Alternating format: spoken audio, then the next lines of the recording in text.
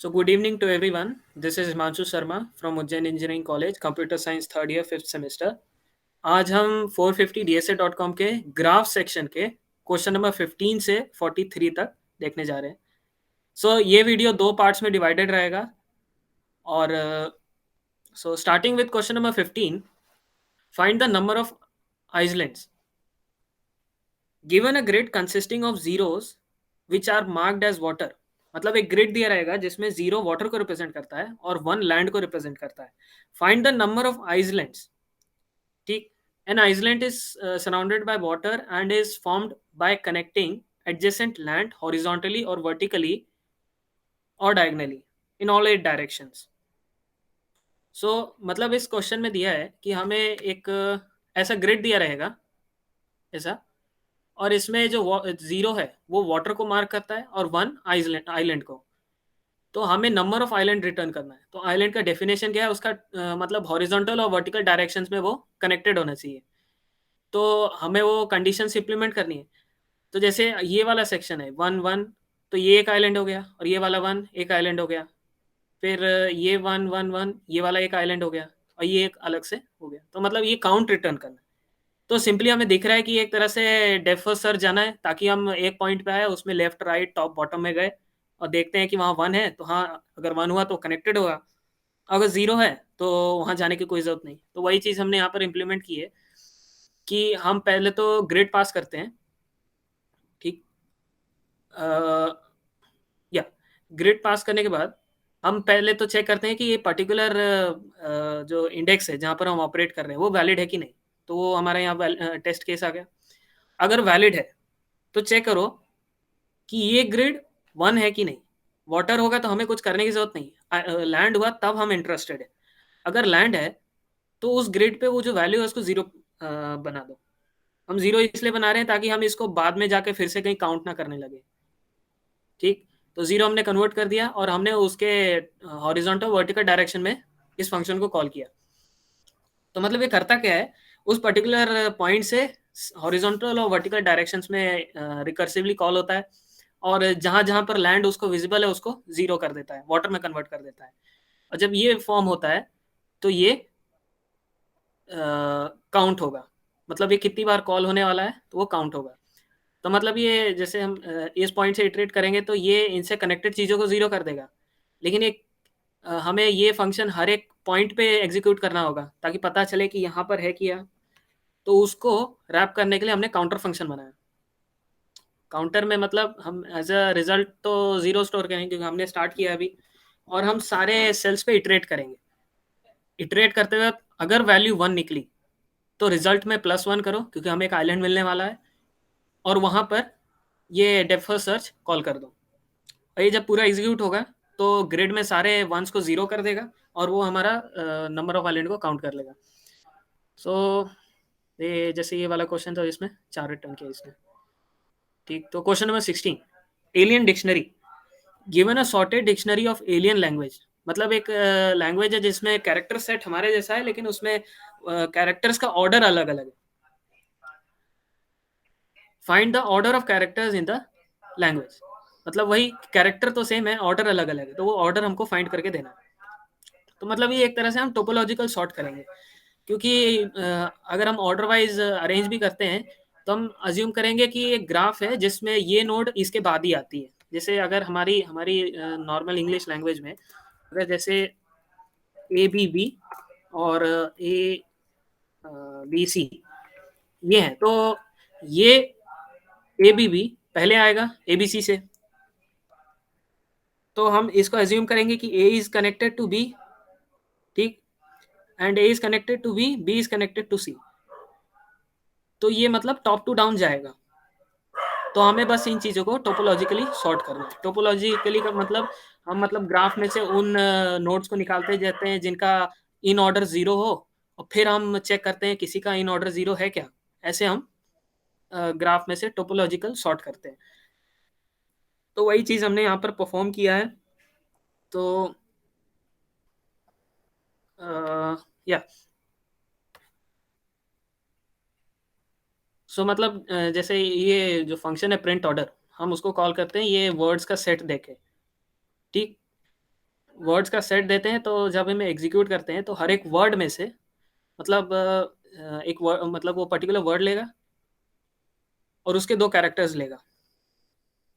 अगर वो इक्वल होते हैं तब हमें उसमें कोई इंटरेस्ट नहीं है, उसके उससे हमें उससे कोई फ़ायदा नहीं है। लेकिन अगर वो इक्वल नहीं है तो मतलब वो ऑर्डर है, ऑर्डर बता रहा है। जैसे यहाँ सीए सिलेक्ट होता है या फिर ये सीए सिलेक्ट होता है, तो ये मतलब ऑर्डर बता रहा है, सी पहले आएगा, ए बाद में आएगा।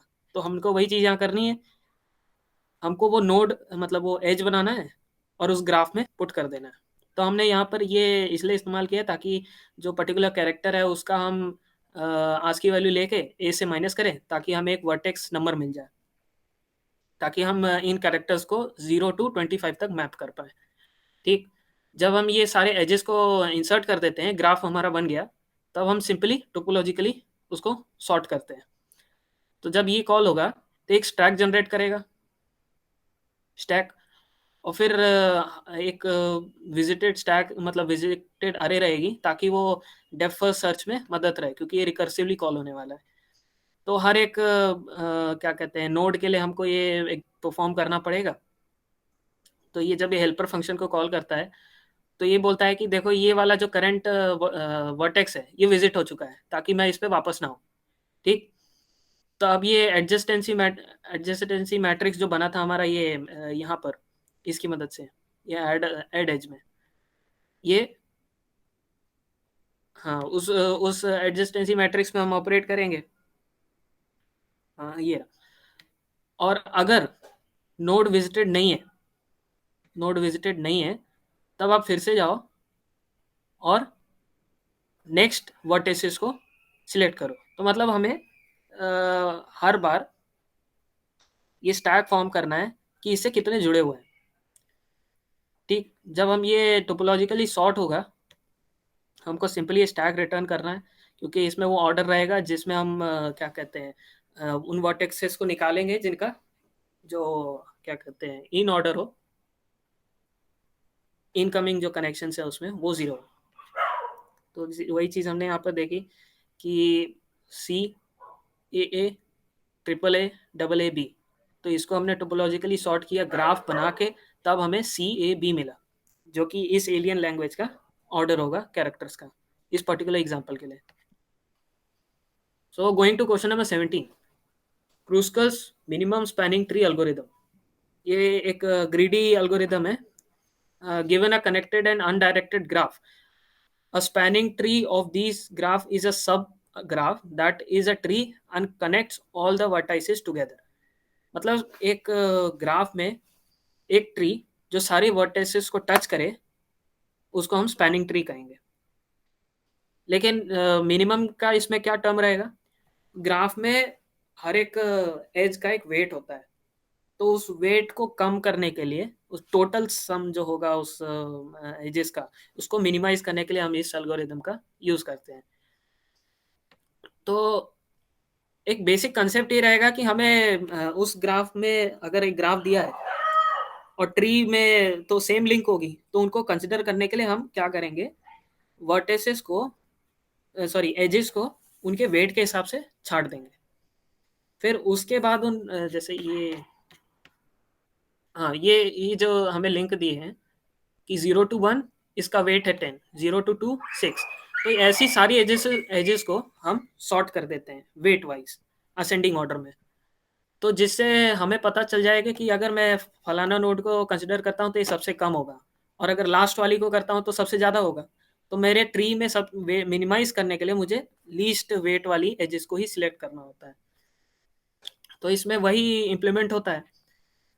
इसमें बस एक और टर्म रहता है कि आपको जब आप ट्री के लिए एजेस एजेस कंसिडर करते हैं, उसमें जो क्या कहते हैं साइकिल फॉर्म ना हो जाए। ग्राफ में भी साइकिल्स होती हैं, लेकिन एज कंसिडर करेंगे तो शायद से आगे चलने वाले ट्री में भी साइकिल्स हो जाए, तो बन उन साइकिल्स को काउंटर करना है। तो उसके लिए अलग से एल्गोरिदम होता है जो इसी में हम वापस यूटिलाइज करेंगे।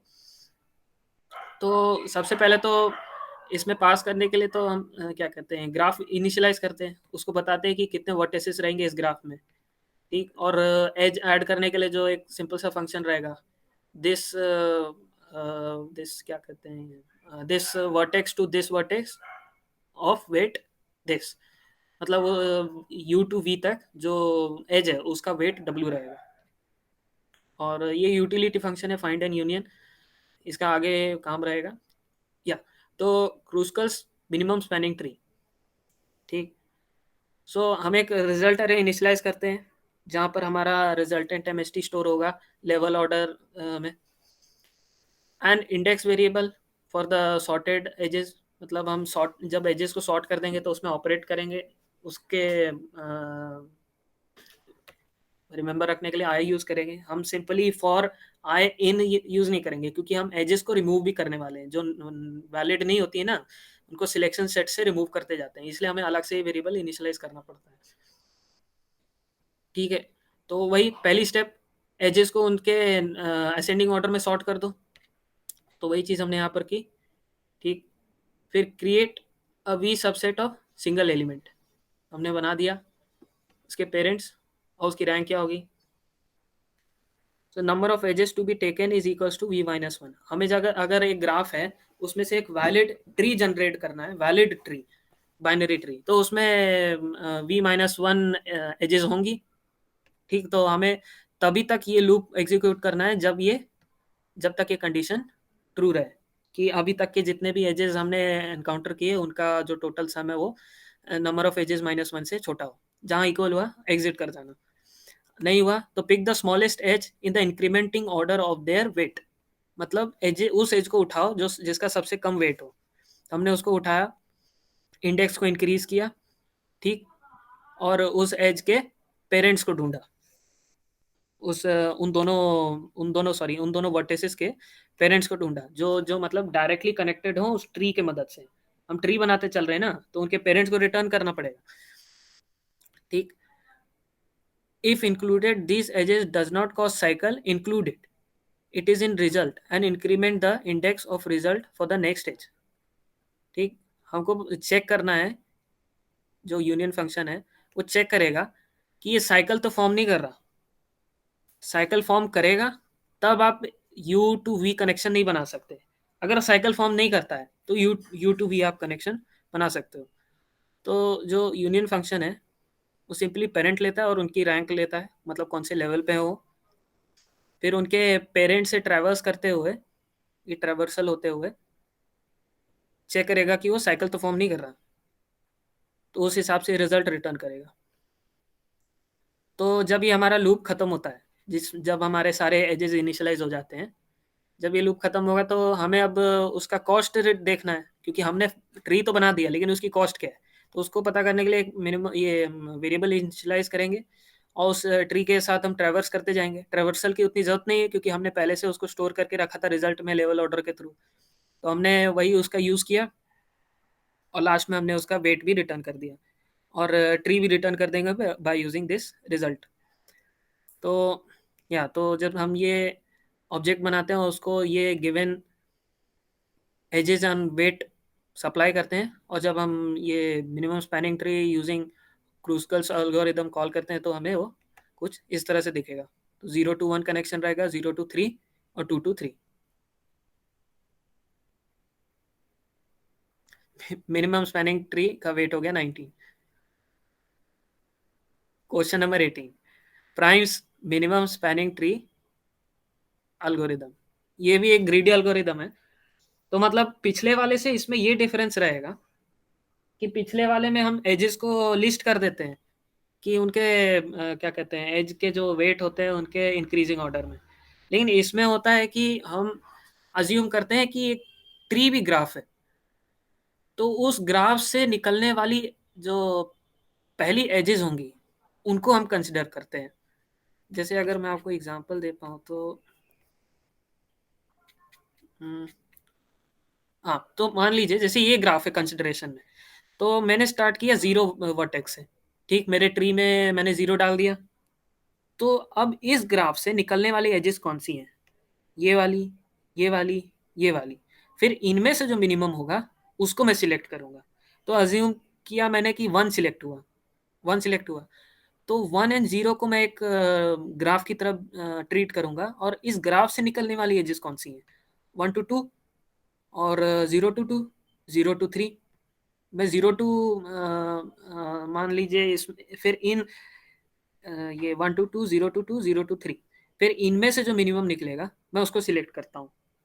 तो जैसे मान लो ये 0 to 2 आया, फिर ये ग्राफ बनेगा 1 0 2, फिर इस ग्राफ्स के जो सराउंडिंग में जो एजेस होंगी उनमें से मिनिमम यूज करूंगा। तो मतलब यही कॉन्सेप्ट मतलब पिछले वाले से बहुत सिमिलर है, लेकिन ये हम एग्जीक्यूट करते हैं ताकि सारी एजेस को लिस्ट करने का जो ओवरहेड होता है उसको हम काउंटर कर पाए।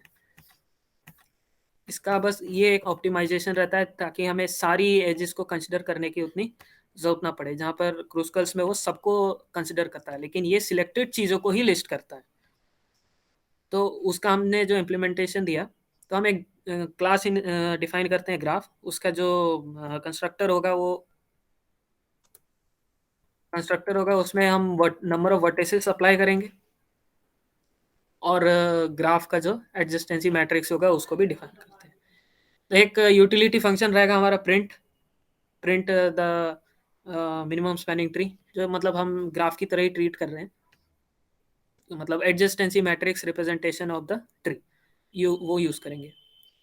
और हाँ, मिनिमम की जो हमने कंसेप्ट बताया था कि मिनिमम यूज़ करना है उन एजेस में, वैलिड एजेस से, तो उसी को इम्प्लीमेंट करने के लिए हमने यूटिलिटी दी ये वाली, जिसमें क्या कहते हैं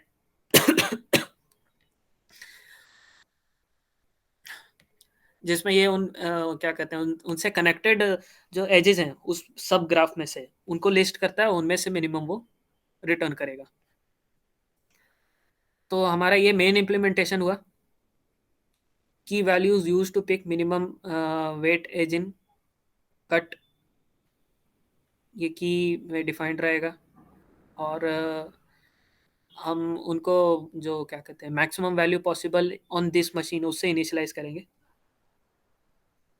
और हमको पेरेंट का भी क्या कहते हैं पेरेंट का भी काउंट रखना पड़ेगा उन एजेस के, सॉरी उन वर्टेक्स के, क्योंकि हम ट्री बना रहे हैं तो उन सबके पेरेंट्स भी होंगे, तो उनको कंसिडर करने के लिए हम इसका यूज़ करेंगे।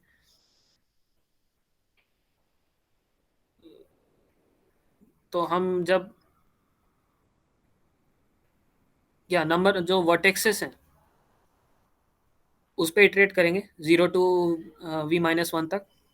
ठीक, तो हमें सबसे पहले तो मिन की चाहिए उस पर्टिकुलर सबसेट में से। सबसेट लिया, फिर उसको बोला कि ठीक है मैंने इसको चूज़ किया है। चूज़ करने के बाद फिर graph u is non zero only for adjacency matrix M, set M S T V is false for vertices not yet included in M S T, update the key only if is smaller than the की।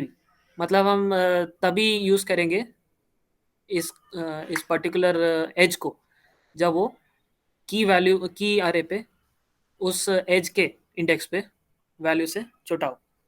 तो हमने वो चीज़ यहाँ perform की, और अगर वो valid होता है तो हम उसको इंक्लूड करते हैं, और पेरेंट लिस्ट में भी उस पर्टिकुलर क्या कहते हैं वर्टेक्स के पेरेंट को इनिशियलाइज कर देते हैं। जब ये हमारा लूप खत्म होगा लास्ट में, तो हमको सिंपली ये प्रिंट यूटिलिटी कॉल करना है फ्रॉम इस इन पेरेंट का।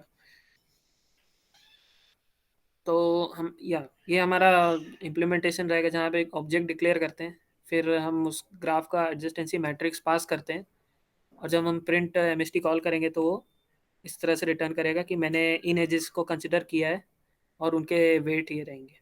तो इनका इसका टोटल सम वही, इन सबको प्लस कर दो और रिटर्न कर दो। मतलब दोनों क्रूस्कल्स और प्राइम्स थोड़ा इंपॉर्टेंट एल्गोरिदम है, और इनमें डिफरेंस ज़्यादा नहीं है। और क्रूस्कल्स में मतलब नाइव एक तरह से है, और प्राइम्स में क्रूस्कल का ऑप्टिमाइज्ड वर्जन है। बस इतना ध्यान रखना है आपको। Question number 19, total number of spanning trees in graph.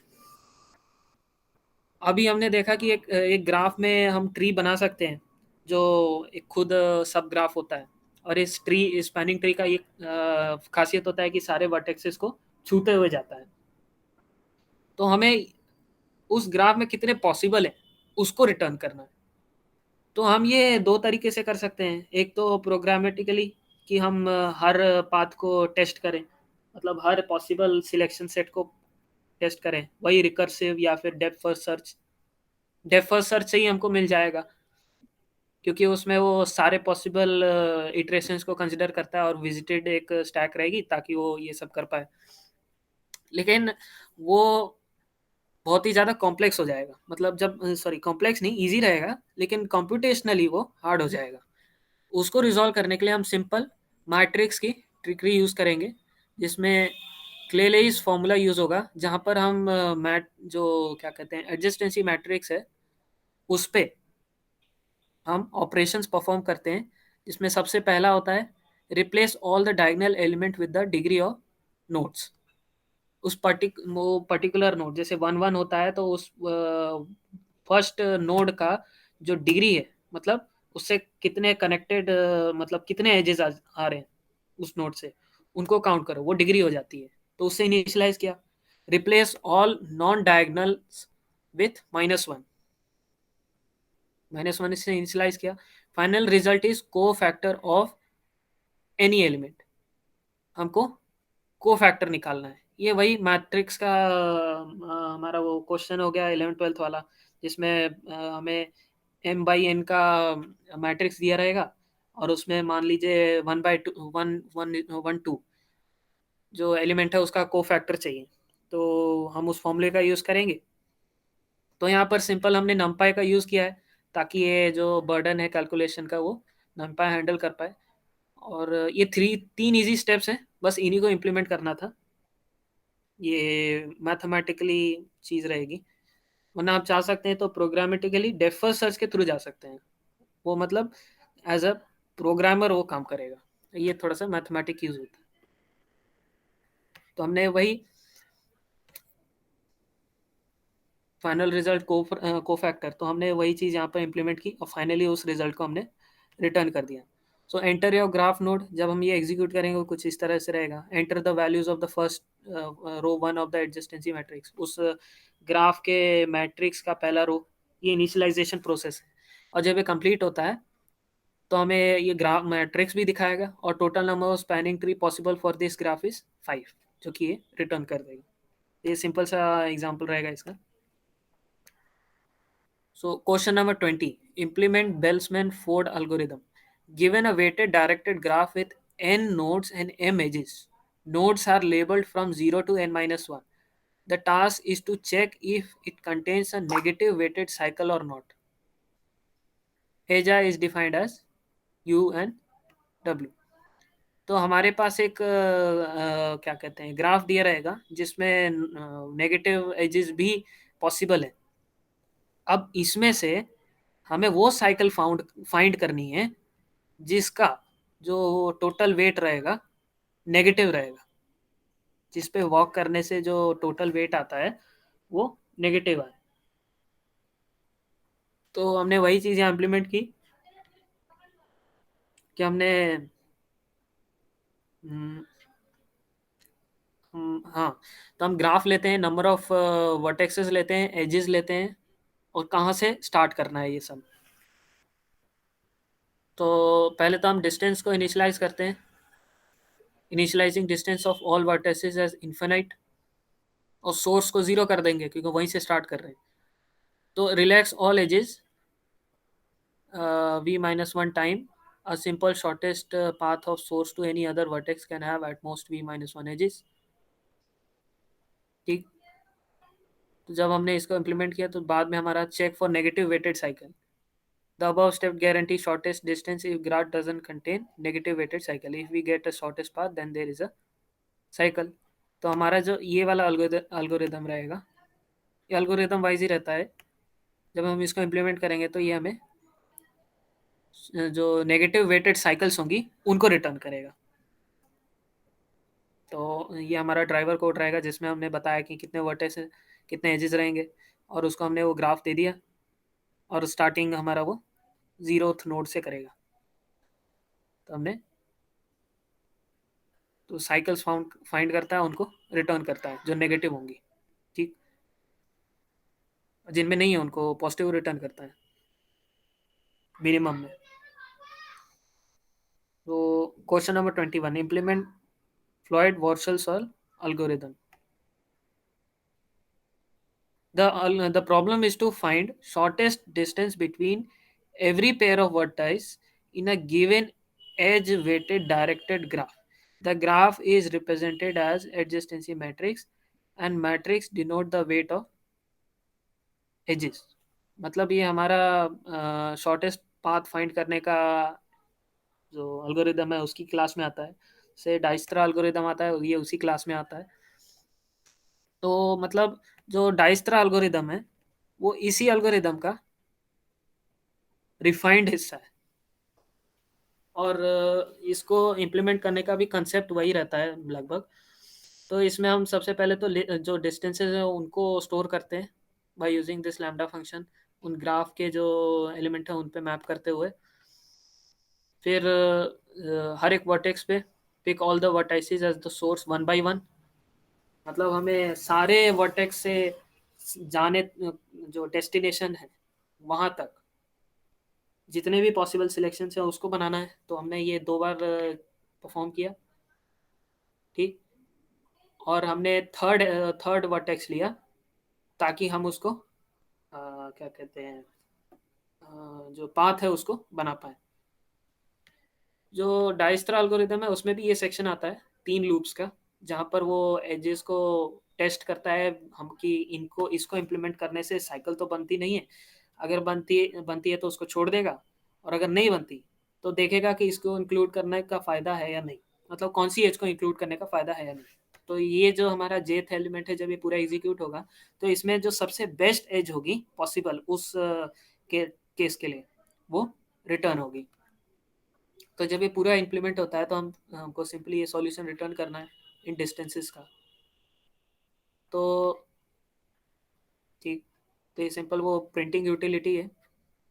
तो यहाँ पर मैंने इन्फिनिट को एज वन शिफ्ट, ये left shift, sorry right shift 32, मैं बाय सिस्टम मैक्स इंट भी यूज़ कर सकता, लेकिन ये भी एक टेक्निक है जहाँ पर आप 2 टू द पावर 32, ये भी एक बड़ा नंबर होता है, उसको इन्फिनिट कंसिडर कर सकते हैं, कंसिडर है, ऐसे ज़रूरी नहीं है कि वो इन्फिनिटी है। तो हमने ये ग्राफ डिफाइन किया और जब इस फंक्शन को कॉल किया तो उन पाथ्स के जो डिस्टेंस है उसको रिटर्न कर देता है। तो 1 to 1 0, sorry 0 to 0 0, 0 to 1 is 5। तो ऐसे ऐसे वो रिटर्न करता है, और जिनमें पॉसिबल नहीं है उनको इन्फिनिटी रहने देता है। ये इन्फिनिट का ये कंसेप्ट है कि भाई अगर इन नोड्स के बीच में कोई कनेक्शन नहीं है तो उसको वैसे रिप्रेजेंट करो, और ज़ीरो का वही है कि वो उसी एलिमेंट से उसी एलिमेंट तक। एज ए नॉर्मल एडजेंसी में हम लोग इन ज़ीरो का रिप्रेजेंट करते हैं कि लिंक नहीं है, लेकिन यहाँ पर हम उसको इनफाइनाइट कंसिडर करते हैं एज अ केस कि हमने इसको चेक नहीं किया अभी तक, तो उसको इनफाइनाइट से रिप्लेस कर देते हैं। बस इसका ये थोड़ा सा ये ध्यान रखना होता है। So going to question number 22, travelling salesman problem. ये बहुत ही एक क्लासिक प्रॉब्लम है जहाँ पर हमें एक ग्राफ दिया रहेगा और हमें एक हैमिल्टोनियन साइकिल फाइंड करनी है। तो हैमिल्टोनियन साइकिल वही कि मतलब एक ऐसा पाथ जो सारे वर्टेक्सेस को कवर करे with the minimum weight possible. तो इस तरह तो होता ही है, लेकिन ये तो उसमें सारे वर्टेक्सेस कंसिडर स्टार्टिंग और एंडिंग पोजीशन वही होती है, तो वो कॉन्सेप्ट ध्यान में रखना है आपको। तो हमने वही मैक्स साइज जो इंट का सबसे मैक्सिमम वैल्यू है उसको उसके और परम्यूटेशन जो यूटिलिटी है उसको इंपोर्ट किया है, ताकि परम्यूटेट करने के लिए हमें अलग से जरूरत ना पड़े क्या मतलब फंक्शन। तो हमने स्टार्टिंग किया कि ग्राफ पास किया हमने इस फंक्शन में ट्रैवलिंग सेल्समैन प्रॉब्लम वाले में, और कहाँ से स्टार्ट करना है एस। तो sort all vertex apart from the source vertex. तो हमने वर्टेक्सेस को लिस्ट किया और उसको सॉर्ट कर दिया, और उसके जितने भी पॉसिबल परम्यूटेशंस हैं उसको रिट्रीव कर लिया, और एक हर परम्यूटेशन पे करंट पाथ वेट इज 0। और उस पाथ को हमने जो मतलब हमने सारे वर्टेक्सेस को परम्यूटेट कर दिया, तो मतलब हम उस पाथ पे चल के देख रहे हैं हर बार सारे जितने भी पॉसिबल पाथ्स हैं उनको हमने कंसिडर करेंगे, क्योंकि ये जो ट्रैवलिंग सेल्स में प्रॉब्लम है उसमें हमको ब्रूट फोर्स ही करना पड़ता है, डेप्थ फर्स्ट सर्च। तो डेफर सर्च करने के बजाय हमने परम्यूटेशन यूटिलिटी से इन वर्टेक्सेस के जो लिस्ट है उसको परम्यूटेट कर दिया, ताकि हमें वो डीएफएस बनाना ना पड़े। हम हर बार आए और वो जो पाथ दिया है उसको देख लें। तो देखते हैं कि अगर ये पाथ वैलिड है तो ठीक है, पाथ वैलिड है तो उसका वेट देखो और अभी तक के जो मिनिमम है उससे कंपेयर करो। छोटा हुआ तो उसको सेव करो, नहीं हुआ तो रिजेक्ट करो। जब ये सारे परम्यूटेशंस पे काम कर जाएगा तो हमें ये मिनिमम पाथ, मतलब जो मिनिमम कॉस्ट रहेगी और वैलिड पाथ होगा उसका रिटर्न कर देगा। तो इसका इम्प्लीमेंटेशन वही n फैक्टोरियल में जा रहा है। n is the number of vertexes in this given graph. तो जो ड्राइवर फंक्शन है वो इस तरह से काम करेगा कि ग्राफ हमारा ये है और उसमें हम स्टार्ट करेंगे जीरोथ वर्टेक्स से।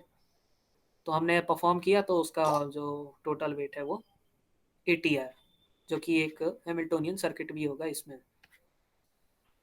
So going to question number 23, graph coloring problem.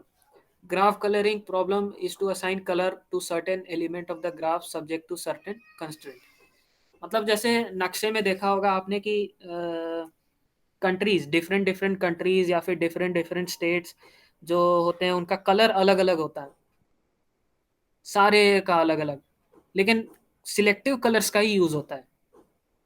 मान लीजिए अगर जैसे सबसे ज़्यादा जो क्या कहते हैं यूरोप का ही देख लो, तो उसमें अलग अलग कंट्रीज का अलग अलग कलर कलर रहेगा, लेकिन कलर्स का जो काउंट है उसको देखोगे तो कम होता है, लेकिन उसकी मदद से सबको रंग दिया।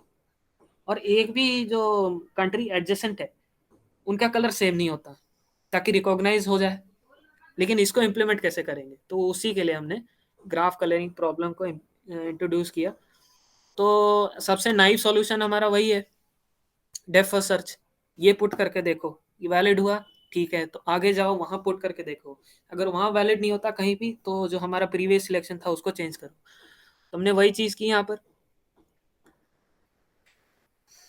तो हाँ, ऐड ऐड एज ग्राफ बनाने के लिए वही, और जो हमारा फंक्शन होगा वो ग्रीडी कलरिंग।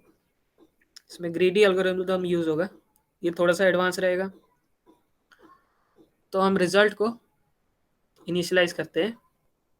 तो रिजल्ट में -1 रिप्रेजेंट कि अभी तक कलर नहीं हुआ, और जो नॉन नेगेटिव नंबर्स है वो कलर रिप्रेजेंट करते हैं। तो 0 एक कलर हुआ, 1 एक कलर हुआ, 2 एक कलर हुआ। तो जब हम ये इनिशियलाइजेशन के बाद हम अवेलेबल कौन सा जो वर्टेक्स है वो अवेलेबल है उसको लिस्ट करेंगे। तो हमने उसको इनिशियलाइज करने के बाद अब असाइन करना शुरू करेंगे रिमेनिंग v-1 वर्टेक्स का। So process all adjacent matrix vertices and flag their colour as unavailable. ठीक, तो उसके जो एडजेसेंट वर्टाइसेस हैं उनको एज अ फ्लैग करेंगे -1 से, ताकि इनका कलर अभी तक अनअवेलेबल है। And find the first available colour जो करंट में हम पुट कर सकते हैं, उसको फाइंड किया। फाइंड करने के बाद उसको सिंपली रिजल्ट में स्टोर कर दो पर्टिकुलर वर्टेक्स के लिए। जब ये हो जाएगा तब reset the values back to false for the next iteration जो अवेलेबल है। मतलब क्या कहते हैं, जो कलर्स अवेलेबल हैं अभी तक उनके सेट को फॉल्स कर दो, ताकि नेक्स्ट इटरेशन में वो फिर से अपने एडजेसेंट वर्टाइसेस में चेक करे और जो कलर अवेलेबल है उसको देख ले। ठीक, जब ये हमारा ये लूप खत्म होता है तो हमने सारे वर्टेक्सेस को कलर कर दिया ग्रीडी मेथड से। और जब वो हो जाएगा तो हमको सिंपल उसको प्रिंट कर देना है, जो कि यहाँ पर ये यूटिलिटी है हमारी। तो हमने ड्राइवर जो कोड होगा वो कुछ इस तरह से रहेगा कि हमने ग्राफ डिफाइन किया और ये ऐड एज करेगा, 0 to 1 एक कनेक्शन रहेगा, 0 to 2 रहेगा, 1 to 2 रहेगा।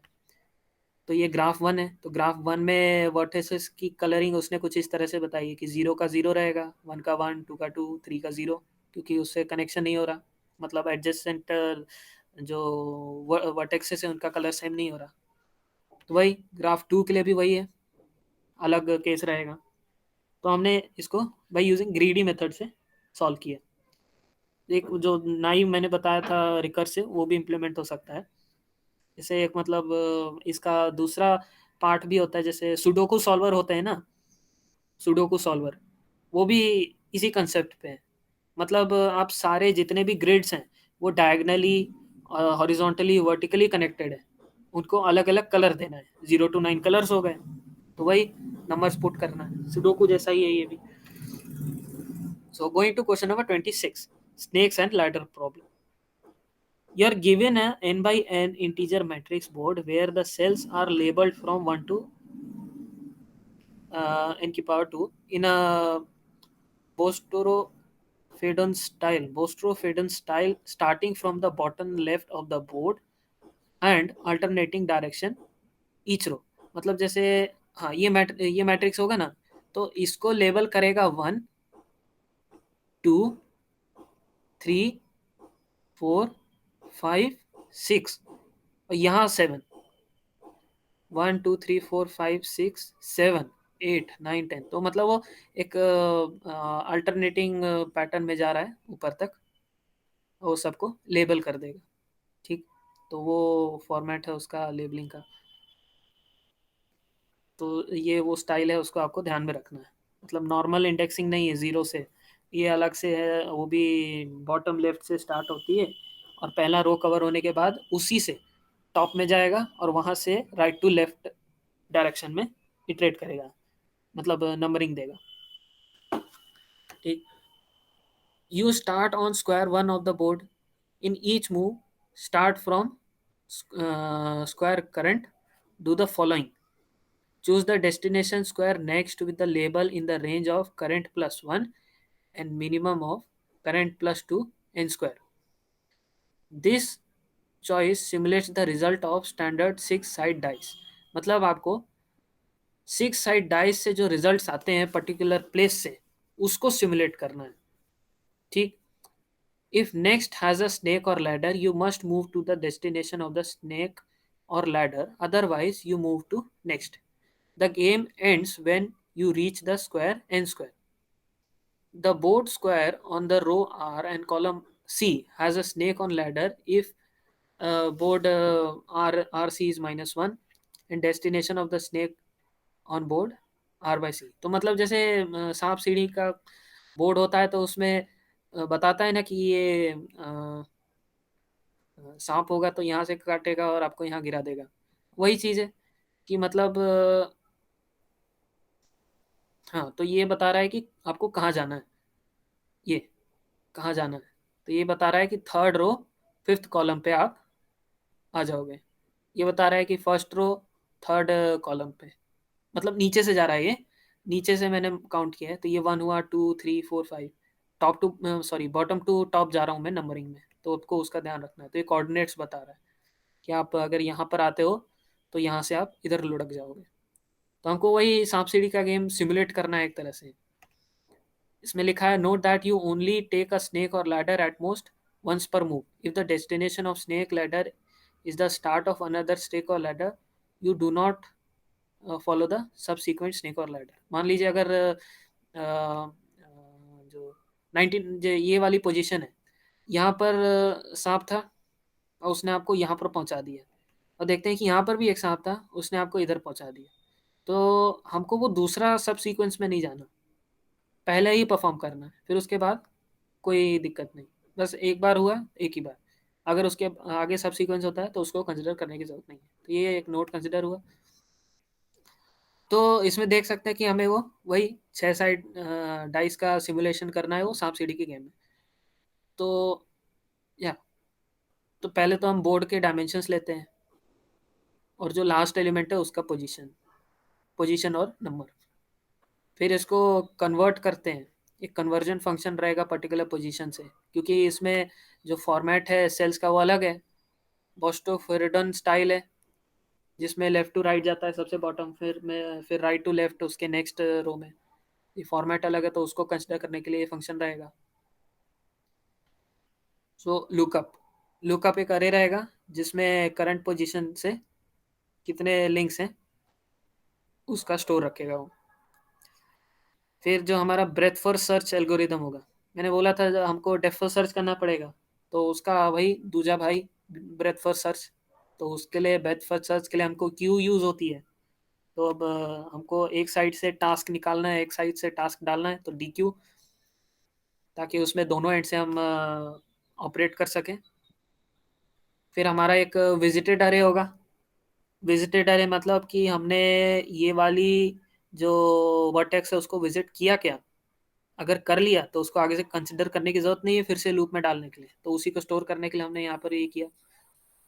हम स्टार्ट कहाँ से करेंगे, 0 and 1, तो उसको क्यू में डाला और हमने उसको मार्क कर दिया कि ये विजिटेड है। जब तक ये क्यू खाली नहीं होती तब तक टॉप एलिमेंट लो, टॉप एलिमेंट, फिर वो मूव परफॉर्म करो, फिर उसके जितने भी चाइल्ड हैं उनको कंसिडर करो अगर वो विजिटेड नहीं है। और अगर वो विजिटेड नहीं है तो उन पे देखो कि यार ये कहीं सांप वाला तो केस नहीं है, हुआ तो उसको वैसे आप हैंडल करो। और जब ये लूप खत्म होता है, मतलब ये लास्ट केस पे आता है, तो मार्क कर दो कि current node is being visited, ताकि ये आगे जाके हमारे लूप को मतलब लूप में कोई दिक्कत ना दे, और क्यू को पता भी रहे कि हमने इसको विजिट कर लिया है। तो जब ये पूरा खत्म होगा तो ये लास्ट में हमें वो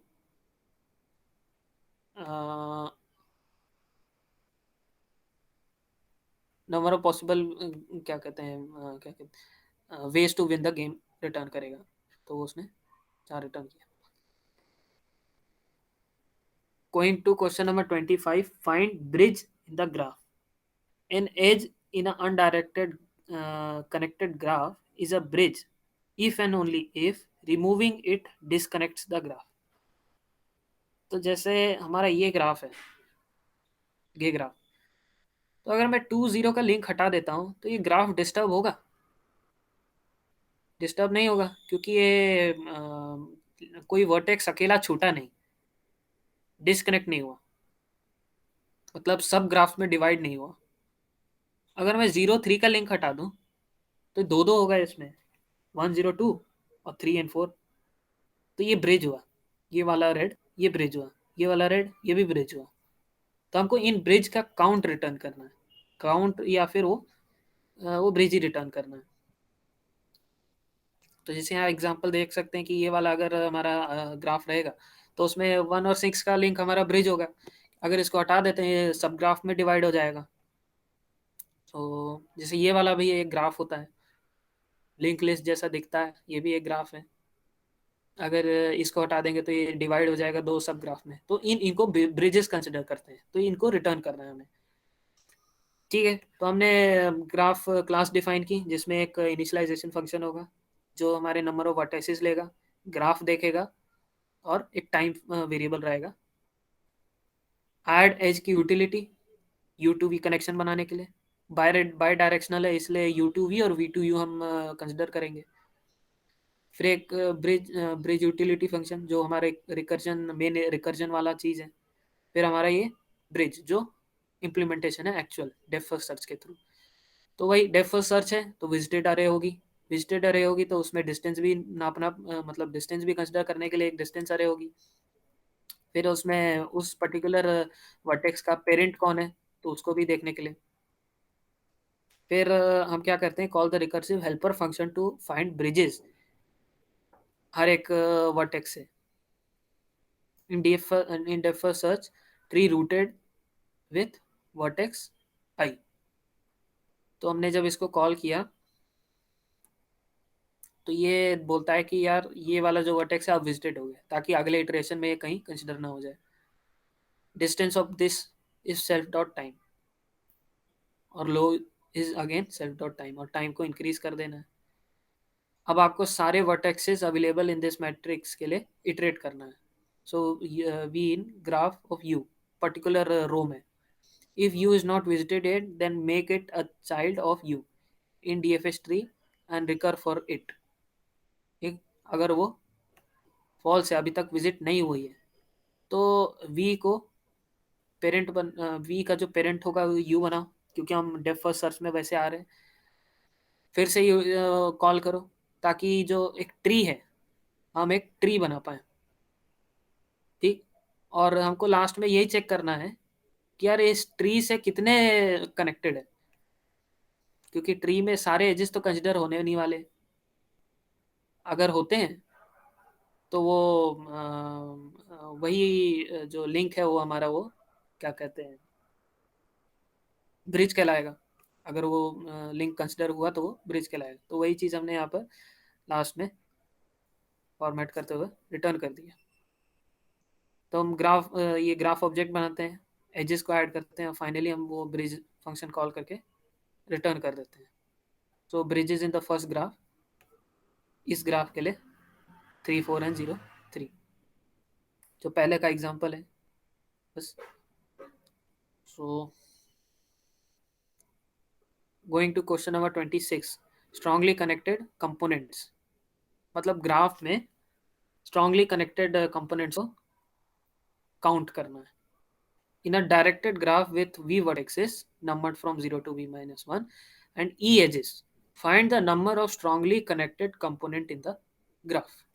So strongly component graph मतलब component of graph का मतलब, जैसे एक ग्राफ होगा, जैसे ये वाला, हाँ ये वाला ग्राफ है, तो इसमें 1 4 5 3 ये स्ट्रांगली कनेक्टेड है। क्यों? क्योंकि अगर आप 4 पे हो तो 4 से इस सब ग्राफ में आप कहीं पर भी जा सकते हो, 1 पे 3 पे 5 पे, फिर वापस भी आ सकते हो। फिर 0 है, 0 1 2, ये भी स्ट्रांगली कनेक्टेड है, क्योंकि आप अगर 0 पे हो तो इसमें कहीं पर भी जा सकते हो। और ये टोटली भी है, टोटल,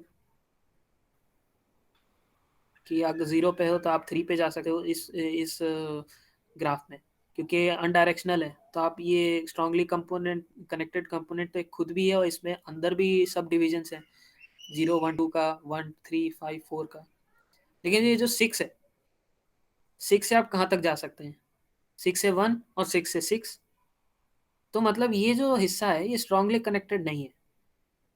स्ट्रांगली कनेक्टेड नहीं है तो ये अलग से बट जाएगा, और इसमें इस ग्राफ के लिए स्ट्रांगली कनेक्टेड कंपोनेंट्स का काउंट 2 आएगा। ठीक, तो इसको इम्प्लीमेंट करने के लिए सबसे पहले हम एक इनिट फंक्शन कंस्ट्रक्टर, जिसमें हमारा वर्टाइसिस का काउंट दिया रहेगा, तो जब पास किया तो वो सेल्फ में सेव करेगा, फिर ग्राफ इनिशियलाइज करेगा। फिर हमारा ऐड एज की यूटिलिटी रहेगी कि ग्राफ में पर्टिकुलर वर्टेक्स से पर्टिकुलर वर्टेक्स तक आप लिंक बनाओ, और ये डायरेक्शनल है तो इसलिए हर जगह वो इंसर्ट नहीं करता, सिर्फ यू टू वी कंसिडर करता है, वी टू यू नहीं करता, डायरेक्शनल है इसीलिए। जो हमारा डेफ सर्च यूटिलिटी है वो, फिर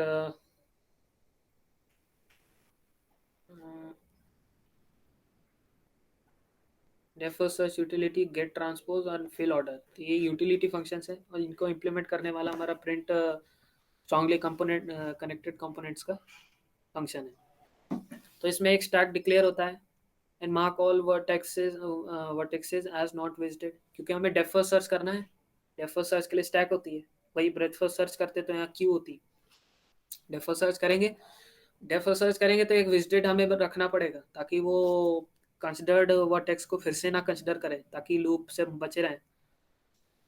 और इन सबको बोल देंगे कि अभी तक विजिट नहीं हुई है। और हर एक नॉन विजिटेड वर्टेक्स के लिए फिल ऑर्डर हम कॉल करते हैं।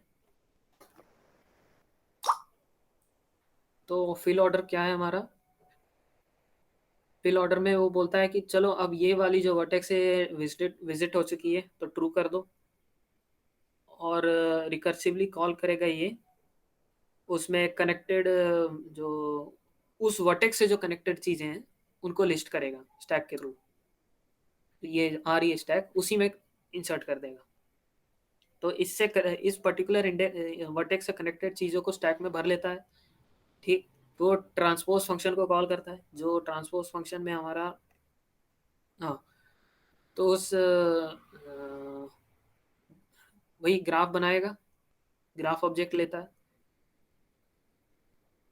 और उस ग्राफ का ट्रांसपोज लेता है। मतलब जो मैट्रिक्स है ना, एडजेस्टेंसी मैट्रिक्स, उसका ट्रांसपोज लेता है। ट्रांसपोज वही ग्राफ को घुमा दो 90 डिग्री, तो जो मैट्रिक्स बनता है वो ट्रांसपोज हो गया। तो हम ट्रांसपोज का यूज़ करते हैं, ठीक। Mark all the vertices as not visited for the second depth first search. Now process all vertices in the order defined by stack. तो मतलब यहाँ पर मेन कंसेप्ट ये है, depth first search in the current adjacency matrix and the adjacency matrix transpose, दोनों में हम depth first search करते हैं उस पर्टिकुलर वर्टेक्स से पाथ बनाने के लिए। तो जब इन दोनों को हम एग्जीक्यूट करेंगे तो हमें लास्ट में जो हमारा स्टैक होगा उस पर कनेक्टेड, स्ट्रांगली कनेक्टेड कंपोनेंट्स का वो स्टैक भरा रहेगा उससे। तो हमको सिंपली उनको पॉप करना है और कॉल करना है फिर से ये डेप्थ फर्स्ट सर्च यूटिलिटी, जो कि बोलती है current is visited and print this. जो फाइनल प्रिंटिंग फंक्शन है वो हमारे डेप्थ फर्स्ट सर्च यूटिलिटी में है, और फिर वो यहाँ से नॉर्मल एडजस्टेंसी मैट्रिक्स, ट्रांसपोज वाले में नहीं, नॉर्मल वाले में रिकर्सिवली कॉल होगा, ताकि वो जो हमारा सिलेक्टेड वर्टेक्स है स्टैक के अंदर उनको वो प्रिंट कर पाए, क्योंकि स्टैक से ही कॉल होने वाले हैं तो उनको प्रिंट करने के लिए। तो हाँ, तो अगर ये वाला जो हमें ग्राफ दिया है उसमें स्ट्रांगली कनेक्टेड कंपोनेंट्स का जो लिस्ट है वो कुछ इस तरह से रहेगा। इस ग्राफ में तो सभी हैं तो उस हिसाब से वो रिटर्न करता है। तो आई थिंक हमें यहाँ पर वीडियो को ब्रेक करना चाहिए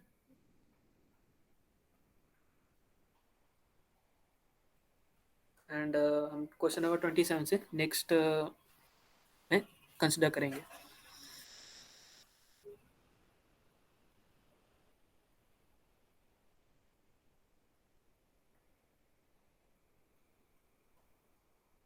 हेलो।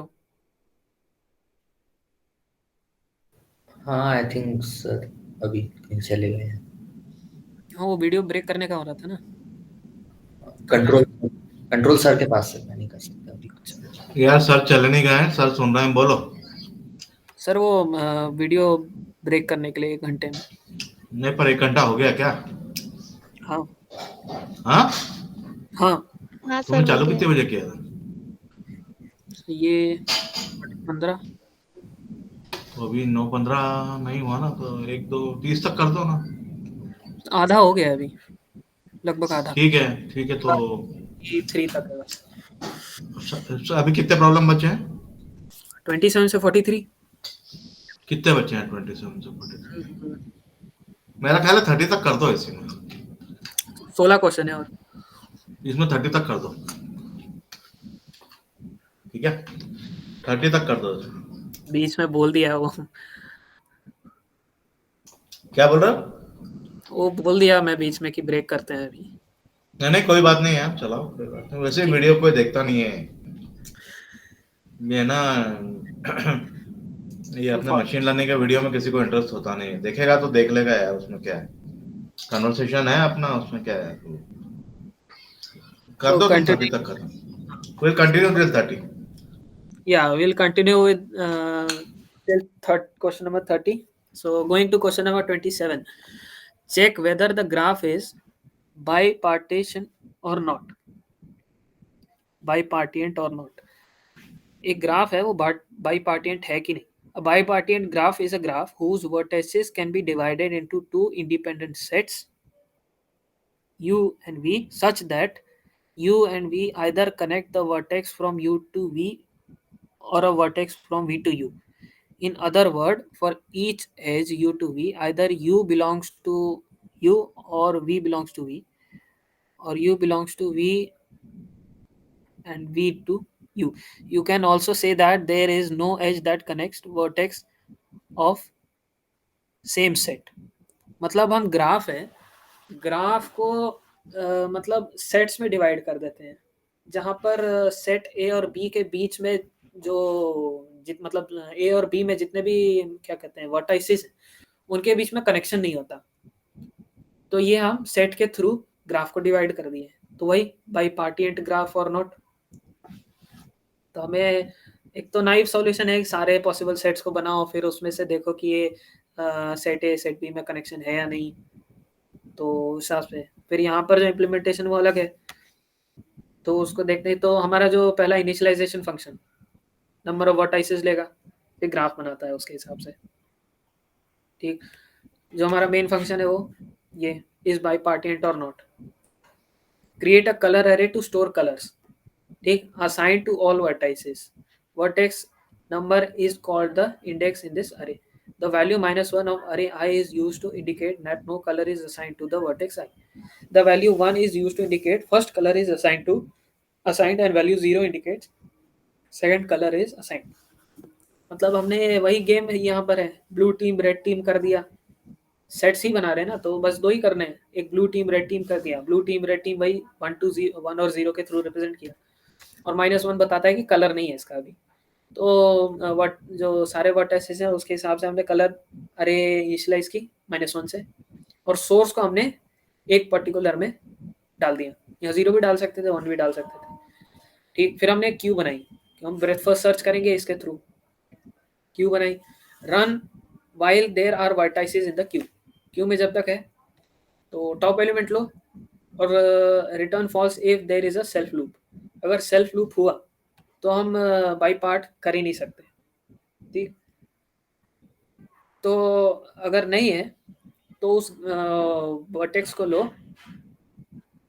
मतलब वर्टेक्सिस पे इटरेट करो और चेक करो कि मतलब कलर का जो क्लैश है उसको चेक करो, ये करंट जो है, मतलब करंट जो वर्टेक्स हो रही है उसमें कोई कलर नहीं है, और जो नेक्स्ट उससे जो कनेक्टेड है वी से यू में उस पर कोई कलर है, और वो भी सेम क्लास 1 का। ठीक, अगर ऐसा केस है तो आप कलर डालो और इस नोड को क्यू में डाल दो, ताकि वो अगले इटरेशन में उसके चाइल्ड पे कंसिडर हो सके। और अगर ये केस नहीं है, दूसरा केस है, तब आप फॉल्स रिटर्न करो। ये वाला केस जहाँ पर यू टू वी का कनेक्शन में एक कलर है और तो और दोनों का कलर सेम है, अगर ऐसा हुआ तो फॉल्स रिटर्न कर दो। और जब ये पूरा केस खत्म होता है तो फाइनली मतलब हमने कोई एनोमली काउंटर नहीं की, तो हम लोग परफॉर्म कर सकते हैं बाई पार्टिएंट, तो हमको ट्रू रिटर्न करना है। तो वही हमने ये ग्राफ दिया, एडजस्टेंसी मैट्रिक्स क्या कहते हैं, ये नॉन वेटेड है, 0 represents no link, 1 represents a link, तो वही हमको येस और नो रिटर्न करना। Going to question number 28, detect negative cycles in the graph. We are given a directed graph. We need to compute whether a graph has negative cycles or not. A negative cycle is one whose overall sum is negative and is a cycle. तो हमने ये पहले भी consider किया है, ये वही repeat question है, तो इसलिए we can skip this one. ये वाला पहले कंसिडर कर चुके थे. So question number 29, longest path in the directed acyclic graph. Given a weighted directed acyclic graph and a source vertex S in it, find the longest distance from S to all other vertices in the graph. The longest path problem for a general graph is not as easy as the shortest path problem, because the longest path cannot have optimal substructure property. In fact, the longest path problem is NP-hard. However, the longest path problem has a linear time solution for directed acyclic graph. The idea is similar as linear time solution for shortest path in the directed acyclic graph. We use topological sorting. इसको perform करने के लिए, longest path निकालने के लिए इन directed acyclic graph के लिए हम लोग टोपोलॉजिकल सॉर्टिंग का यूज करेंगे. We initialize distance of all vertices as -infinite and distance to the source as 0. ये डेफोसर जैसा दिख रहा है, तो इसमें वही पहले तो जो नॉन विजिटेड चीज़ें हैं उनको इन्फाइनाइट कर दिया, सोर्स पे हैं तो सोर्स का तो 0 ही रहना है. Then we find the topologically sorting of the graph.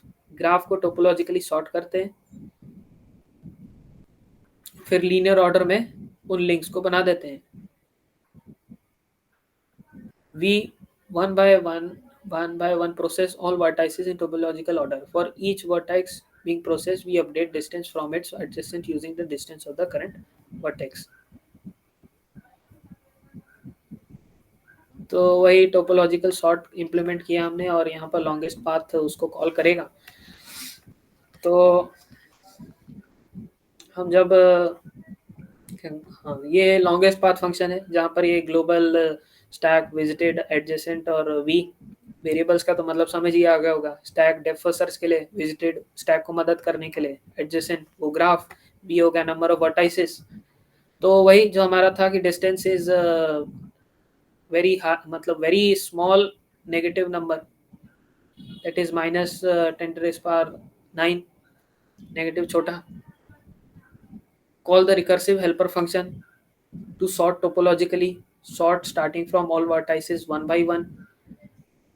तो सोर्स से हमने टोपोलॉजिकली सॉर्ट किया तो नेक्स्ट एलिमेंट मिला, फिर वहां से हम टोपोलॉजिकली सॉर्ट करेंगे, नेक्स्ट एलिमेंट मिला, हमको वही चीज करनी है। और फिर जो सिलेक्ट किया है उसका डिस्टेंस उस पर अपडेट कर देना है नेक्स्ट वाले पे, एडिंग लिंक का वेट। और जब तक हमारा जो स्टैक है उसका लेंथ 0 है, मतलब 0 से बड़ा है, तब तक स्टैक में से एलिमेंट लो, उसको डिलीट करो और उसके ऊपर ये एल्गोरिदम कि if distance is not equals to this small value then print तो कर ही सकते हैं, लेकिन जो लिंक है उसका वेट को हमको फॉर्मेट करना होगा। उसको करने के बाद जब ये रिकर्सिव मतलब ये लूप खत्म होगा तो हमारे पास वो लॉन्गेस्ट पाथ होगा उस ग्राफ के लिए, लॉन्गेस्ट पॉसिबल पाथ इन ए साइक्लिंग। मतलब यहाँ साइकिल नहीं बनती लेकिन उसमें भी लॉन्गेस्ट पाथ चाहिए हमें, तो उसको इम्प्लीमेंट करते हुए लास्ट में रिटर्न कर देगा।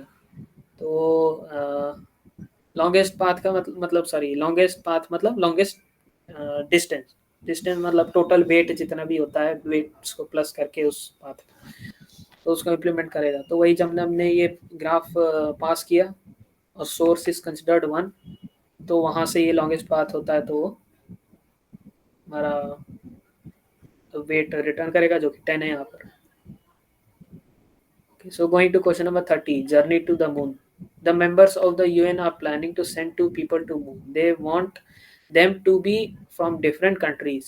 You will be given a list of pair of astronauts ID. Each pair is made of astronauts from the same country. Determine how many pair of astronauts from different country can be chosen from. मतलब हमारे पास case दिया है 2 selection करने का, जहाँ पर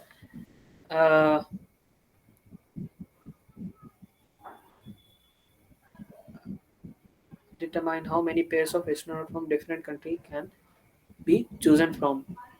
हमको selection space return करना है जो इस कंडीशन को रिजॉल्व करें। अगर आप इसको और फर्दर कंसिडर करना चाहते हैं तो इस लिंक पे भी जा सकते हैं। सो जंपिंग टू द सॉल्यूशन, हम एक डिसजॉइंट सेट इम्प्लीमेंट करेंगे। तो उसके लिए एक पेरेंट डिक्शनरी रहेगी जो ग्लोबली विजिबल होगी। फिर मेक सेट फंक्शन जहाँ पर जो यूनिवर्स एक जो हमारा वेरिएबल है और आई इन यूनिवर्स मतलब उस रो पे इटरेट करते हुए parent of I is I, मतलब ये यूनिवर्सल लिंक्स हैं तो इनको खुद ही का पेरेंट बना देते हैं। फाइंड के मतलब if k is a root recurse for parent until we find the root, मतलब के का जो रूट से लिंक है उसको जो मतलब सबसे स्टार्टिंग की जो नोड है जो के तक जाती है उसको फाइंड करने के लिए। और यूनियन फंक्शन चीज़ों वही ए और बी को जोड़ने के लिए और उनका पेरेंट कॉमन बनाने के लिए। हमारा गेट सेट फंक्शन जो हमारा यूनिवर्स रो है डीएस फाइंड करना, मतलब आईएथ एलिमेंट का आई जो पेरेंट है पेरेंट उसको रिटर्न करना। तो जो ये यूटिलिटी फंक्शन डिफाइन हुई तो journey to the moon function है जहाँ पर नंबर ऑफ एस्ट्रोनॉट्स पास होंगे, ठीक। फिर यूनिवर्स अरे इनिशियलाइज होगी, so initialise disjoint set ds as this, create a singleton set for each astronaut। फिर हमने यूनियन फंक्शन कॉल किया ऑन दिस पेयर्स और या count the number of astronaut in this each country, set में जितने भी count मतलब elements हैं उनको काउंट करना। Initialize number of valid pairs, that is pair of 2 astronaut from different countries, जो कि इनिशियली 0 रहेगी। फिर हमको वैलिड पेयर्स को काउंट करना है यूजिंग दिस एल्गोरिथम, और फाइनली जब ये खत्म होता है तो हमको ये नंबर ऑफ वैलिड पेयर्स में रिटर्न करना है। जब ये इसका पूरा इम्प्लीमेंटेशन यहाँ पर है कि नंबर ऑफ एस्ट्रोनॉट्स है नंबर ऑफ पेयर्स इनपुट के थ्रू लेंगे। हमको 4 पेयर बनाना, 4 एस्ट्रोनॉट है, एक का पेयर बनाना है। सो पेयर्स का एक सेट रहेगा for I in range of number of pairs, pair is equals to जो इनपुट आएगा उसके हिसाब से ऑपरेट करेगा। फिर जब ये खत्म होता है तो ये लास्ट में हमें वो नंबर ऑफ एस्ट्रोनॉट्स जो वैलिड होगा उसको रिटर्न करेगा।